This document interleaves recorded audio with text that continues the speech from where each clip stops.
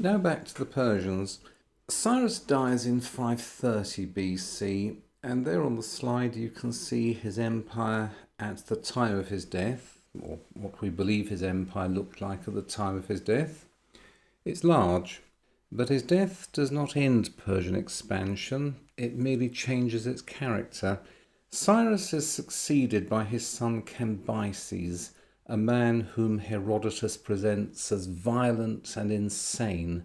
Though also as an effective conqueror, Cambyses completes the Persian domination of the eastern Mediterranean by conquering Egypt in 525 BC, ending one of the oldest continuous kingdoms in history. Herodotus delights in stories of Cambyses' madness, mocking Egyptian religion, killing sacred animals, committing acts of cruelty that offend both Greek and Egyptian sensibilities. There is a nice story that Herodotus tells of Cambyses. From his father, he inherited Croesus, the former king of Lydia, as a friend and advisor. One day, Cambyses gives Croesus one of those unpleasant looks that absolute rulers can always bring out when required, and he asks, "Croesus, do tell me, which do you think is the greater ruler, my father or myself?"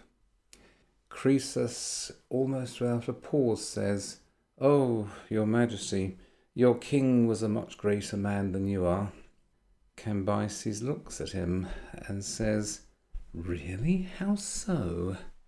To which Croesus replies, "It stands to reason that your father was the greater man. You don't yet have a son like he had." That pleased Cambyses, and Croesus stayed alive, or so the story goes. Modern historians do suspect exaggeration. What matters for our purpose is that Cambyses' reign ends badly. In 522, amid rumours of impostors and rebellion, Cambyses dies, either by accident or suicide, and the empire briefly hovers on the edge of collapse. Out of this chaos, however, emerges Darius I. Darius is not a dynastic heir in the straightforward sense. He seizes power through force and legitimacy building. His great inscription at Behistun lists rebellion after rebellion, crushed one by one. Darius does not apologise for violence, he boasts of it. Order, he insists, must be imposed. Under Darius, the Persian Empire reaches its greatest territorial extent. You can see it in the bottom right of this slide, but let's move to the next slide and you can see it on a slide all by itself. It's big. The map shows something unprecedented. A single political authority stretching from the Danube to the Indus and from the Black Sea to the Nile. No Greek state had ever encountered power on this scale. Let's look in more detail at the Persians. Herodotus is often accused of bias against the Persians. That accusation doesn't survive, even though it's casual reading. Again and again he pauses to acknowledge Persian virtues, something uncomfortable to later Greek nationalists or writers more inclined to Greek particularism. Herodotus tells us, for example, that Persians are unusually willing to adopt foreign customs. I suppose I should... Yes, let's have a look at it. No race is so ready to adopt foreign ways as the Persian. For example, they wear the Median costume because they think it handsomer than their own, and their soldiers wear the Egyptian corslet. Pleasure, too, of all sorts they are quick to indulge in when they get to know about them. A notable instance is pederasty, which they learned from the Greeks. And every man has a number of wives and a much greater number of concubines. Herodotus continues, "After prowess in fighting, the chief proof of manliness is to be the father of a large family of boys. Those who have most sons receive an annual present from the king, on the principle that there is strength in numbers.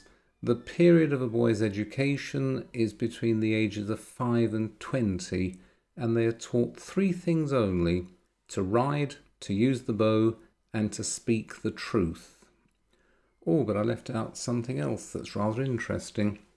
They are very fond of wine, and no one is allowed to vomit or urinate in the presence of another person. If an important decision is to be made, they discuss the question when they are drunk, and the following day the master of the house where the discussion was held submits their decision for reconsideration when they are sober. If they still approve it, it is adopted. If not, it is abandoned.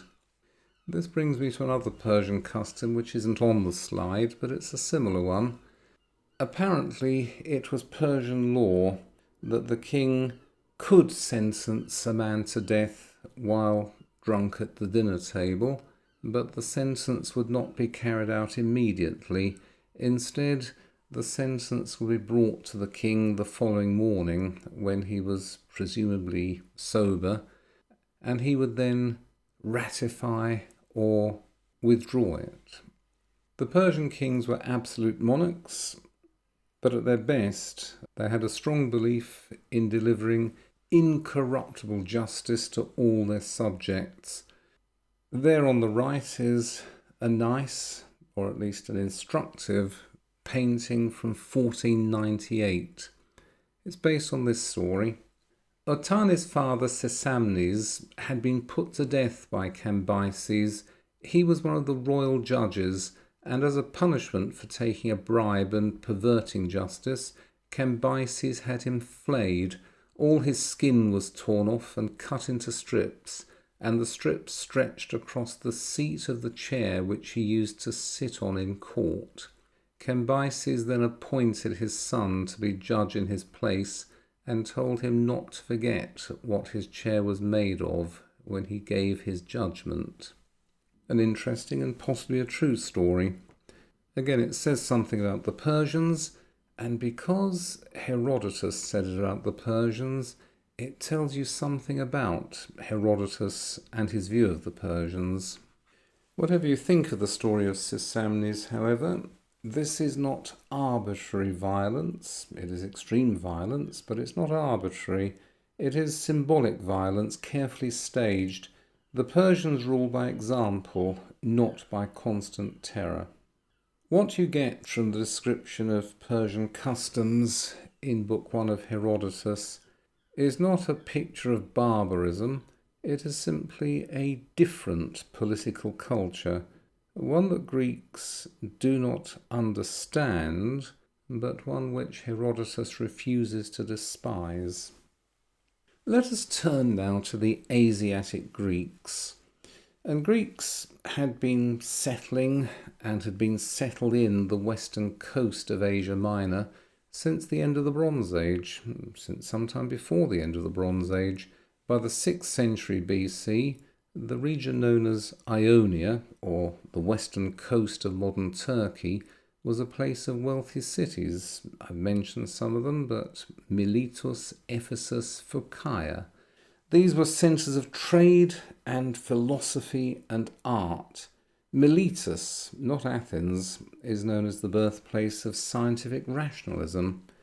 These were cities Greek in language and culture, but geographically exposed. As I said, Ionia first fell under foreign rule when Croesus of Lydia conquered it around 560 BC. His rule was notably liberal, and the Greeks don't appear to have objected.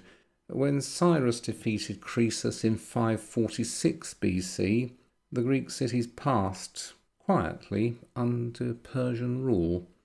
And Persian rule at first was not especially oppressive. The taxes were predictable, local customs are respected. What the Persians wanted was order and revenue. They weren't interested in cultural conversion. But again, as I've said already, Greek political life was a difficulty. Persian indirect rule depended on stable local elites, but the Greek cities were politically fragmented. They were faction-ridden and extraordinarily suspicious of concentrated power. To govern them, the Persians relied on tyrants, that is, local strongmen, who owed their position to Persian support. The arrangement was probably the best the Persians could arrive at. It was never popular and hardly ever stable. Oh, here's a nice image. It's from the royal palace at Persepolis. It shows Greeks being led into captivity. It's not a record of mass enslavement, but it is a visual statement of hierarchy. Although not exterminated, although not greatly oppressed, the Greeks have been subordinated. For the Persians, this was order. For the Greeks, it was humiliation. The problem was not material suffering, the problem was autonomy. Greek city-states valued self-rule above prosperity. To be governed even indirectly by foreigners, even by benevolent foreigners, was intolerable to many Greeks. Even so, the relations of the Persians and their Greek subjects were not entirely negative. One of the most striking features of Persian rule is how deeply they absorbed Greek influence. The Persian kings employed Greek doctors, Greek engineers, Greek artists. Greek religious practices find favour in the Persian court. Persian nobles marry Greek women and give their children Greek names. Look at these coins. They are from the Greek areas, but coins minted by Persian satraps or provincial governors increasingly adopt Greek artistic styles. And look at these images on the next slide. These are votive offerings, religious offerings given by wealthy Persians. On the left, you see something that is in the native Persian style. On the right, I'm no great student of the arts, but even I can see that this screams Greek influence. If you're willing to use Greek artistic conventions to make offerings to your own gods, I think that says something about the nature and extent of Greek cultural influence. But I can go further. Herodotus and Xenophon both mention interpreters when writing of the Persians, but only for interactions between Persians and their other subject nationalities, never between Persians and Greeks. Their reported conversations are then too confidential and too chatty to have been through interpreters. There is good reason to believe that the Persian elites, including the Persian kings, became fluent in Greek. They must have become fluent in Greek because the Greeks themselves, they stubbornly refused to learn Persian or any other foreign language. It took several hundred years of imperial government before the Greeks would even consider learning Latin.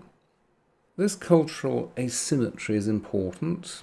It creates intimacy, it creates dependency and intrigue. It also blurs boundaries that Greek political ideology insists must remain sharp. But let us move on. By the late 6th century BC, that is by the early 500s, Persian expansion no longer stops at Asia. Darius campaigns north of the Black Sea, subduing Thracian tribes and probing Europe. From the Persian point of view, this is border security. From a Greek perspective, it is alarming. The Greek mainland now lies directly in the path of imperial consolidation. The Ionian Greeks are no longer merely subjects of Persia, they are potential bridges or battlegrounds between empire and homeland. The system of indirect rule is under strain and it will not hold.